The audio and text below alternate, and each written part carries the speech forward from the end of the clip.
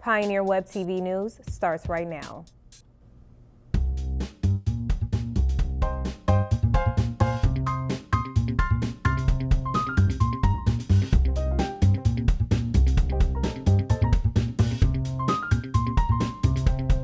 I'm Raina Fields. And I'm Chris Bermudez. And today we will continue our coverage of issues and events that affect our East Bay campus this spring quarter 2011. The devastation from the March 11th earthquake in Japan has drawn worldwide attention as relief efforts continue. Fears continue to grow over the effects of radiation released by the explosions at the Fukushima nuclear power plant. This has not discouraged charities and individuals around the world from offering aid and relief. Pioneer Web TV News reporter Kylie Glover has more on this story. On March 11th, a 9.0 magnitude earthquake struck the northeast coast of Japan, creating a tsunami with 124-foot waves devastating major coastal cities. The earthquake left a path of destruction in its wake, with over 13,000 casualties, including more than 5,000 injured and 14,000 people missing, affecting the nation as a whole. Yeah, actually last month in the March, after that day, after maybe 1 week, I couldn't stop thinking about Japan because of the earthquake and the family. Sometimes I Skyped with my family, but it's not enough. It was not enough for me. And I watched a lot of terrible news from Ustream. It made me so sad and depressed. I cared about another country.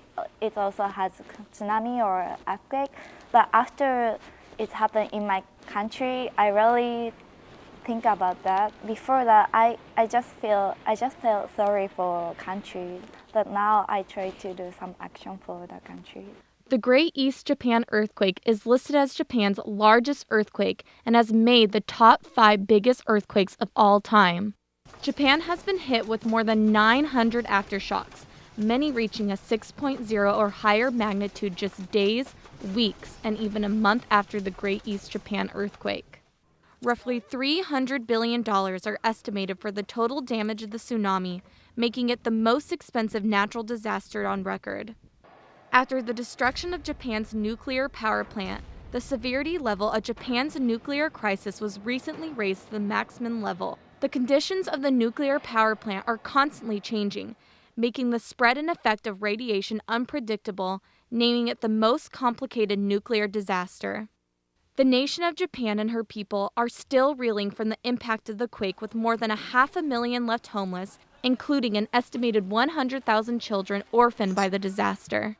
The destruction left behind has called attention nationwide, creating small and large relief funds to raise money to support Japan.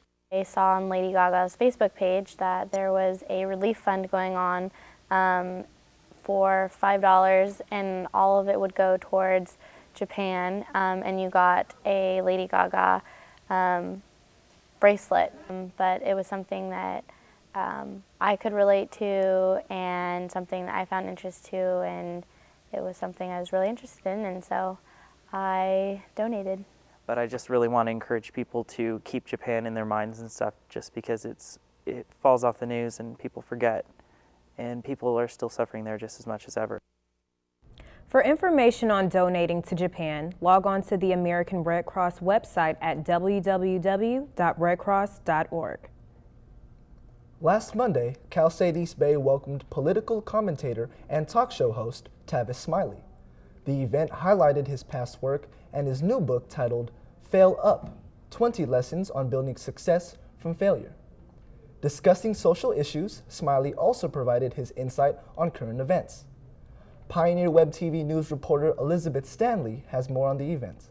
Recognized author and broadcaster Tavis Smiley gave a guest lecture on May 9th in the University Theater to highlight his recently released book, Fail Up, 20 lessons on building success from failure. To be able to get a chance to hear him speak in person about the current event that's going on right now in our country and get his opinion one-on-one, to me, he's like one of those people that not only interviews people, but also brings his passion, his opinions to the concept of what's happening at the time. He is host of the late-night Tavis Smiley Show on PBS, the Tavis Smiley Show distributed by Public Radio International, and co-host of the radio program Smiley and West, also on PRI.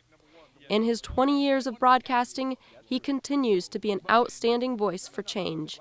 Smiley has interviewed prominent figures in media entertainment, from Sandra Bullock to key political figures such as Barack Obama. Many issues of Blake society are now recognizing, that we have speakers of high caliber here and that we're actually trying to touch on these issues, and we're here trying to offer the best for our students and making sure they have the opportunities to engage in intellectual dialogue.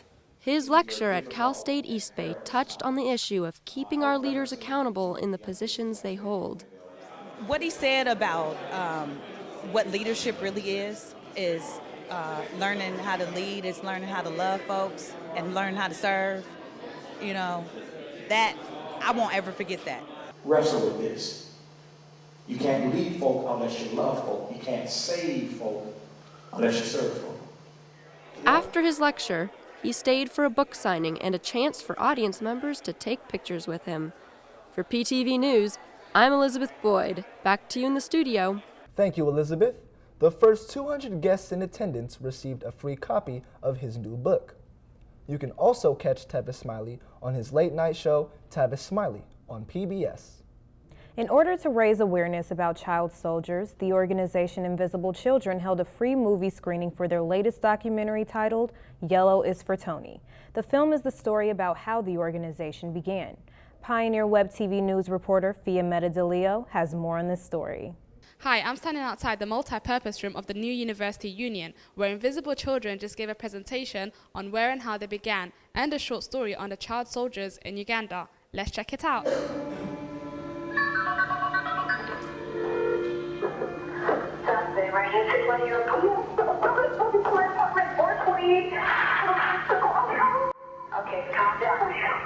Invisible Children is a non-profit organization that started in 2003 with 3 filmmakers who traveled to Uganda and documented children who were being taken and used as soldiers in the Lord's Resistance Army. Yeah, I'm a roadie and a full-time volunteer with Invisible Children, and I have been since January of this year. We're actually based in San Diego, California.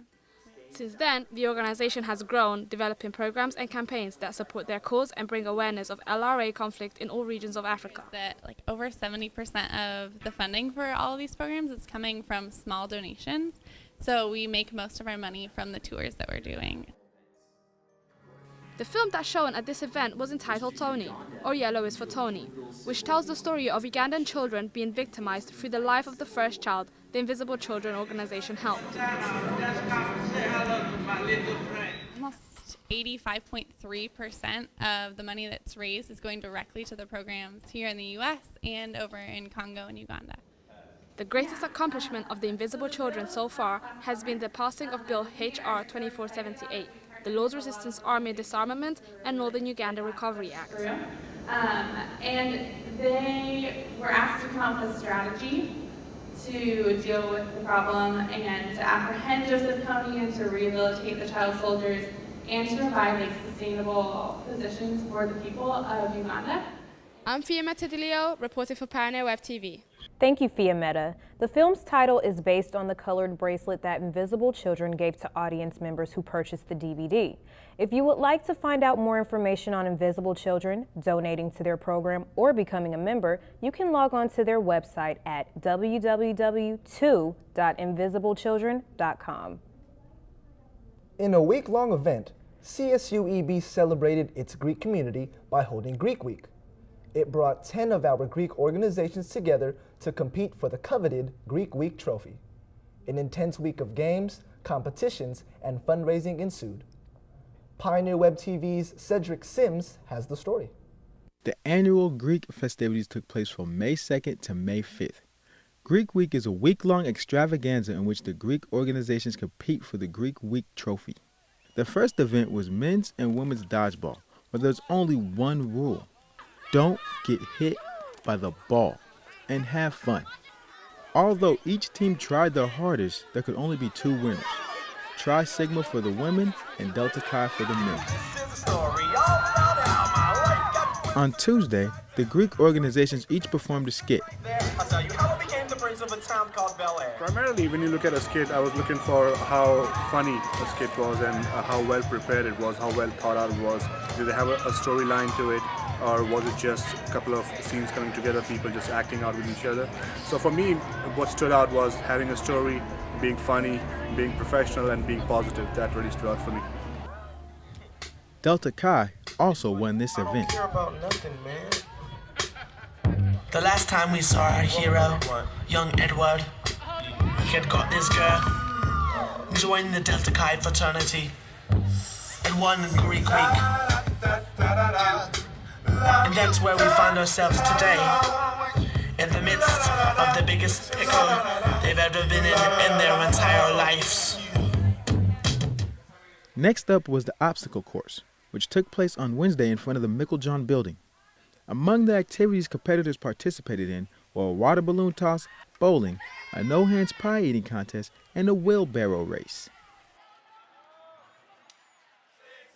The preceding events all led up to Thursday's grand finale, a song skit in which each fraternity and sorority serenaded their fellow brothers and sisters. Boys, frat boys, what you gonna do? What you gonna do when the Kappas roll through? Let's have a toast to fraternities. Let's have a toast to sororities. Let's have a toast to the other clubs. Every one of them that we love. Let's have a toast to Cal State East Bay for entertaining us today. Baby, I gotta say, going Greek is the way. She likes daisies, violets, ivy, or an iris. She's never hard to please. That girl is pretty wild now. That girl's a super Greek. The kind of girl you hear about at CSUEB. She's alright. She's alright. That girl's alright with me. Yeah.